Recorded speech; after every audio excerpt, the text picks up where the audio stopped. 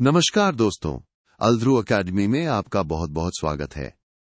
मैं हूं आपका अपना एजुकेटर और आज हम आपके लिए लेकर आए हैं VMOU कोटा के जून 2026 एग्जाम्स के लिए BA प्रोग्राम का सबसे महत्वपूर्ण सब्जेक्ट PA06 यानी स्थानीय स्वशासन का एक धमाकेदार क्रैश कोर्स। इसमें हम सेक्शन ए के 2 मार्क्स वाले टॉप 20 ऐसे प्रश्न कवर करेंगे जो आपको 75% से ज्यादा मार्क्स दिलाने में पूरी हेल्प करेंगे। तोकमर कस लीजिए क्योंकि आज की क्लास बहुत ही शानदार होने वाली है। चलिए शुरू करते हैं हमारे पहले सवाल से।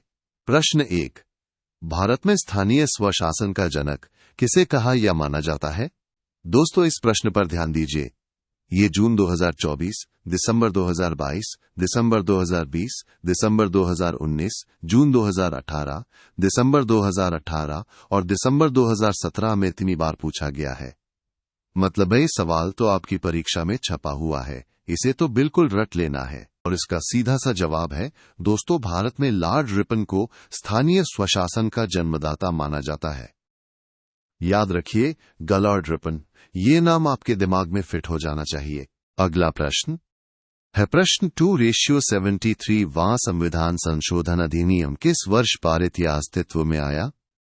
ये भी एक बहुत ही इंपॉर्टेंट सवाल है जो जून दिसंबर 2020, दिसंबर 2020, जून 2019, जून 2018, दिसंबर 2017 और जून 2016 में कई बार आ चुका है। इसका उत्तर है 73वां संविधान संशोधन अधिनियम 24 अप्रैल 1993 को पारित होकर अस्तित्व में आया। ये तारीख और साल दोनों ही बहुत महत्वपूर्ण हैं, इन्हें नोट कर लीजिए। चलिए बढ़ते हैं प्रश्न 3 की ओर। स्थानीय स्वशासन से क्या आशय है या इसको परिभाषित कीजिए। ये सवाल भी दिसंबर 2023, दिसंबर 2022, जून 2022, दिसंबर 2016, जून 2016 और दिसंबर 2015 में बार बार पूछा गया है। तो इसकी परिभाषा को अच्छे से समझ लेते हैं। स्थानीय स्वशासन का मतलब है दोस्तों उन संस्थाओं से जो जनता द्वारा चुनी जाती हैं और नागरिकों की स्थानीय आवश्यकताओं को पूरा करती हैं। मतलब आपके मोहल्ले, आपके गांव, आपके शहर की छोटी छोटी जरूरतों को पूरा करने वाली सरकार जो आपके बीच से ही चुनी जाती है। प्रश्न 4:73। वह संविधान संशोधन किस विषय से संबंधित है? ये सवाल भी जून दिसंबर 2020, दिसंबर 2020, दिसंबर 2018, जून 2017 और जून 2016 में कई बार आया है। इसका जवाब है 73वां संविधान संशोधन अधिनियम पंचायती राज संस्थाओं को संवैधानिक मान्यता प्रदान करने से संबंधित है। यानी गांव देहात में जो पंचायतें होती हैं उनको संविधान में एक मजबूत जगह देने के लिए ये संशोधन किया गया था। अगला प्रश्न 5, लोकतांत्रिक या प्रजातांत्रिक विकेंद्रीकरण को परिभाषित कीजिए या इससे आप क्या समझते हैं? ये सवाल भी दिसंबर 2023, दिसंबर 2022, जून 2022, दिसंबर 2021 और दिसंबर 2015 में बहुत बार पूछा गया है। तो इसे भी ध्यान से समझिएगा। लोकतांत्रिक विकेंद्रीकरण का अर्थ है दोस्तों शासन के कार्यों में हर स्तर पर जनता की ज्यादा से ज्यादा भागीदारी सुनिश्चित करना। इसका मतलब यह है कि सरकार सिर्फ ऊपर से नहीं चलेगी बल्कि जनता भी अपने फैसले लेने में और उन्हें लागू करने में सीधे तौर पर शामिल होगी, जिससे शासन और भी ज्यादा सीधा और जीवंत बनेगा। दोस्तों, 75% से ज्यादा मार्क्स की पक्की तैयारी के लिए इस पूरी PDF गाइड को अभी डाउनलोड करें। डायरेक्ट लिंक नीचे डिस्क्रिप्शन बॉक्स में दिया गया है। इसे मिस मत कीजिएगा क्योंकि इसमें आपको वो सब मिलेगा जो आपकी परीक्षा में सफलता की गारंटी देगा। तो अभी जाइए और डाउनलोड कीजिए। चलिए आगे बढ़ते हैं प्रश्न 6 की ओर। संविधान की 11वीं अनुसूची जो पंचायती राज से संबंधित है वो किस विषय से संबंधित है? ये सवाल भी जून 2022, दिसंबर 2020, दिसंबर 2018, जून 2018 और जून 2017 में कई बार पूछा गया है। इसका उत्तर है संविधान की 11वीं अनुसूची पंचायती राज संस्थाओं के कार्यों और शक्तियों से संबंधित है, जिसमें ग्रामीण विकास के 29 विषय शामिल हैं। मतलब गांव के विकास के लिए पंचायतें क्या क्या काम कर सकती हैं और उनके पास क्या क्या अधिकार हैं, सब इसमें बताया गया है। प्रश्न 7, किस समिति ने पंचायती राज की त्रिस्तरीय संरचना की संस्तुति की? ये सवाल भी दिसंबर 2020, दिसंबर 2019, दिसंबर 2018 और दिसंबर 2017 में बार बार आया है। बहुत ही महत्वपूर्ण प्रश्न है ये। इसका सही जवाब है बलवंत राय मेहता समिति ने। बलवंत राय मेहता समिति ने पंचायती राज की त्रिस्तरीय संरचना की सिफारिश की थी, जिसे बाद में जवाहरलाल नेहरू ने पंचायती राज नाम दिया। ये नाम और समिति दोनों ही याद रखने हैं। प्रश्न 8:74 वे संविधान संशोधन में कितने विषय उल्लेखित हैं? ये सवाल भी दिसंबर 2020, दिसंबर 2018, जून 2018 और जून 2017 में पूछा गया है। इसका उत्तर है 74वें संविधान संशोधन में नगरीय स्थानीय निकायों से संबंधित 18 विषय 12वीं अनुसूची में उल्लेखित हैं। यानी शहरों में जो नगर पालिकाएं और नगर निगम होते हैं उनके लिए 18 विषयों पर काम करने की बात कही गई है। अगला प्रश्न 9, भारत में प्रथम नगर निगम की स्थापना कहाँ, कब और किस शहर में हुई? दोस्तों, ये सवाल तो इतिहास से जुड़ा है और जून 2023, जून 2019, दिसंबर 2018 और जून 2017 में कई बार आया है। इसका जवाब है भारत में प्रथम नगर निगम की स्थापना 1687 में मद्रास में हुई थी।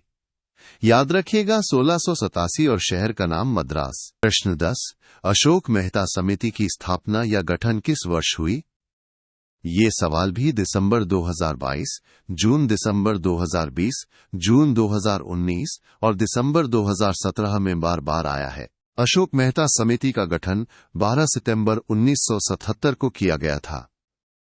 ये तारीख और साल दोनों ही महत्वपूर्ण हैं। प्रश्न 11, संविधान की 12वीं अनुसूची जो शहरी स्थानीय निकाय से संबंधित है वो किस विषय से संबंधित है? ये सवाल भी जून दिसंबर 2020, जून 2019, जून 2018 और दिसंबर 2017 में कई बार पूछा गया है। इसका उत्तर है संविधान की 12वीं अनुसूची शहरी स्थानीय निकायों के कार्यों और उत्तरदायित्वों से संबंधित है। यानी शहरों की लोकल बॉडीज क्या क्या काम करेंगी और उनकी क्या क्या जिम्मेदारियां होंगी, ये सब इसमें बताया गया है। प्रश्न 12, नगर निगम का निर्वाचित प्रमुख या अध्यक्ष कौन होता है और किस नाम से जाना जाता है? ये सवाल भी दिसंबर 2022, जून 2019, जून 2018 और दिसंबर 2017 में बार बार आया है। इसका जवाब है नगर निगम का निर्वाचित प्रमुख महापौर, जिसे हम मेयर भी कहते हैं, वो होता है। ये तो आप सब जानते ही होंगे। प्रश्न 13:74 वहां संविधान संशोधन अधिनियम किस वर्ष पारित या अस्तित्व में आया?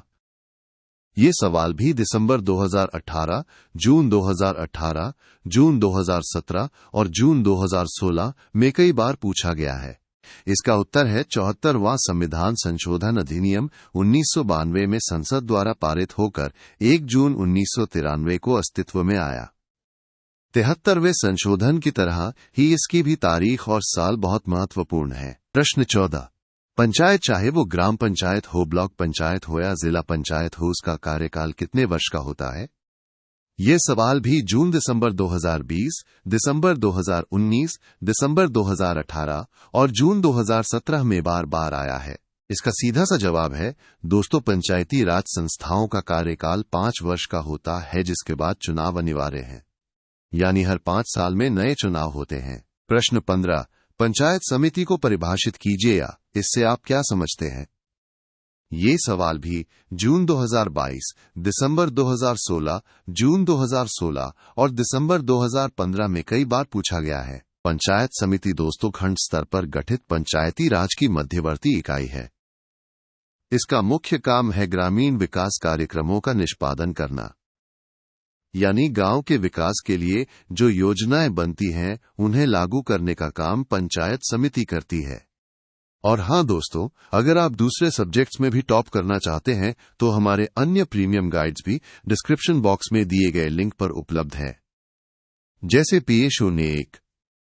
आप जिस भी सब्जेक्ट में चाहे उसकी गाइड डाउनलोड कर सकते हैं और अपनी तैयारी को सुपरचार्ज कर सकते हैं। चलिए अब देखते हैं प्रश्न 16, राज्य निर्वाचन आयुक्त की नियुक्ति कौन करता है?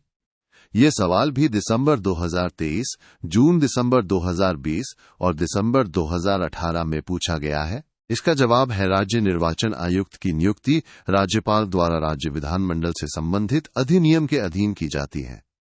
यानी राज्यपाल ही इसकी नियुक्ति करते हैं। प्रश्न 17:74 वहां संविधान संशोधन किस विषय से संबंधित है? ये सवाल भी दिसंबर 2019, दिसंबर 2017 और दिसंबर 2016 में कई बार आया है। 74वां संविधान संशोधन नगरीय स्थानीय स्वशासन से संबंधित है।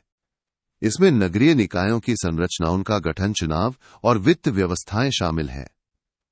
मतलब शहरों की लोकल गवर्नमेंट कैसे काम करेगी, ये सब इसमें बताया गया है। प्रश्न 18:73 वे संविधान संशोधन में कितने विषय उल्लेखित हैं? ये सवाल भी दिसंबर 2019, जून 2019 और दिसंबर 2017 में पूछा गया है। इसका उत्तर है 73वें संविधान संशोधन में 11वीं अनुसूची के तहत 29 विषय उल्लेखित हैं जो ग्रामीण स्थानीय निकायों से संबंधित हैं। यानी पंचायतों को 29 विषयों पर काम करने का अधिकार दिया गया है। प्रश्न 19 लोकतंत्र को परिभाषित कीजिए। ये सवाल भी जून 2022, जून 2016 और दिसंबर 2015 में कई बार आया है। लोकतंत्र का अर्थ है दोस्तों जनता का शासन, जहां जनता अपने प्रतिनिधियों के माध्यम से स्वयं अपने मामलों का प्रबंधन करती है।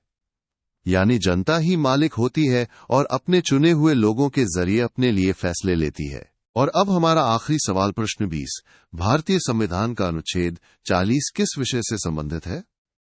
ये सवाल भी जून दिसंबर 2020, जून 2019 और जून 2017 में बार बार आया है।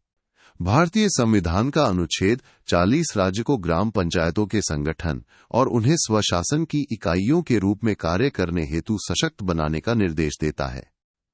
मतलब ये अनुच्छेद राज्यों को कहता है कि ग्राम पंचायतों को मजबूत बनाओ ताकि वे अपने गांव का शासन खुद चला सकें। तो दोस्तों, ये थे हमारे PA06 के टॉप 20 सबसे महत्वपूर्ण प्रश्न। मुझे पूरी उम्मीद है कि ये क्रैश कोर्स आपकी परीक्षा की तैयारी में बहुत हेल्प करेगा। आप सभी को मेरी तरफ से ढेर सारी शुभकामनाएं। Best of luck. याद रखिए, मेहनत का फल सफलता है। इस वीडियो को लाइक करना, शेयर करना और आल्द्रू एकेडमी को सब्सक्राइब करना बिल्कुल मत भूलिएगा। और हाँ, डिस्क्रिप्शन बॉक्स जरूर चेक कीजिएगा, वहां आपके लिए बहुत कुछ है। मिलते हैं अगली क्लास में, तब तक के लिए पढ़ते रहिए और आगे बढ़ते रहिए।